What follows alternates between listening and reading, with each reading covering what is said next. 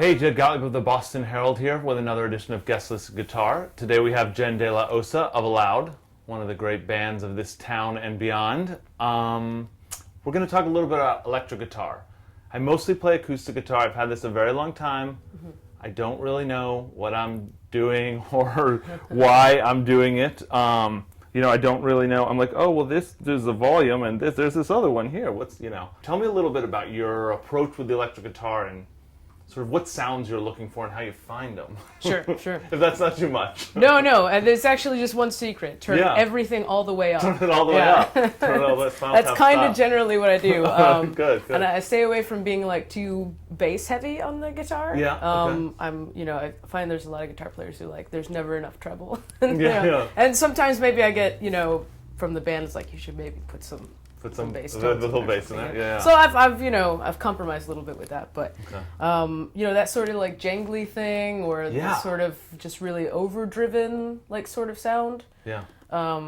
That's why you play electric guitar. For that sound, and the fact that you can just hit that note and it'll go on for infinity. Sort of thing. Acoustic is it's a good thing to start on an acoustic guitar because it's just going to be harder to play anything you would play on electric that way. Yeah. So it's almost like if you treat the acoustic as an electric, the minute you move to the electric, it's like, oh, this is so easy. It's definitely easier on the fingers, right. But I don't know. It's the neck. It feels so small to me. Neck's You've got really a nice different, solid body. It feels different. So I don't feel as Yeah. comfortable. I feel very hesitant. Yeah, this is sort of almost like a hybrid, right? Yeah. Because it's got the acoustic sort of nature of it, right, with the F holes and that. And the neck's really important, I feel like, when you're playing. Yeah. Because if it's not comfortable, period, with the guitar, right? If it doesn't feel comfortable, you'll never play the best that you can. Yeah. So what advice would you give for trying to create, I don't know, do you worry about trying to have a distinctive guitar tone? Are you messing around to try and find that? Or are you just the notes are good, we're going to add that little bit of style later?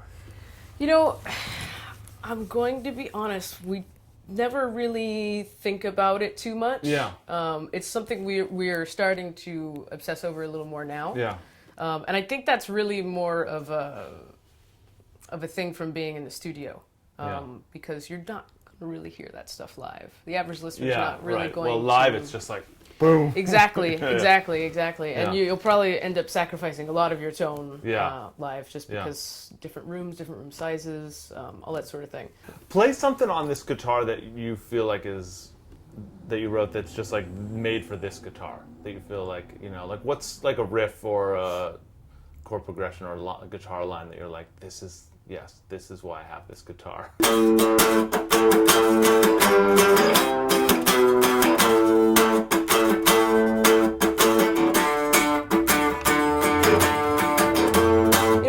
It just sails that stuff, It's all you're doing is playing octaves, but it sounds really I don't know, there's something about it just sounds really full to me, and I'm only playing two notes the whole time. Yeah. Because I'm also just clinking against the rest of the notes, which I just really love the sound of that, that sort of thing. All these incidental little sounds that'll happen on a track or something. All that's really great. And especially when we've got the amp turned up and you just go ka-chunka, that sort of thing, That's a perfect example though of where the guitar tone and the guitar sound really adds to the style of it. I mean, it's just that progression on acoustic guitar would be not very interesting, right? No. You have to. I did write it on an acoustic. Right, and then you're wait, I can do more. Yeah. Right. Yeah. Right. Tell me, because you play telly, I feel like for some reason, even though you should be very brave when you're playing the electric. Yeah. I feel very timid, and I feel partially it's because the neck is slim and the thing. And can you give I'm just very timid about it. Yeah. I don't know. Do I just need to play it more, or is there a tip to kind of be a little more, I don't know, forceful with it? I guess. I think it's more about just playing with other people. Yeah. Honestly, when I'm in the house, I'm always am I too loud? Is someone gonna come down the stairs and tell me to turn down or whatever? Yes. This That's sort of the thing. problem with the electric guitar is when you're alone, you feel it doesn't. Yeah. Okay. That's good. Yeah. So sometimes I just won't even plug in. I'll just and then that way I can at least tear into it. The worst is having to hold back. Right. It's just that's so lame. So save it for the rehearsal space. Well, yeah, and that's a great thing. And then you don't have to like, I guess, play as much is maybe what I'm looking like. The drums and bass are playing like their thing; they're holding it down, and like, you can like think about what you're going to play. You don't have to just play to play. Playing with other people is like, that's the great thing. In my head, even when you're playing, I don't know what. It'd be interesting to ask every guitar player what they're thinking of when they're sitting down to play by themselves. Because in my head, there's always a band, right? There's always a full arrangement. There's always like a song, right?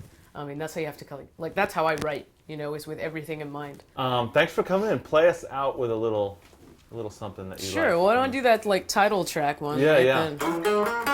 Then.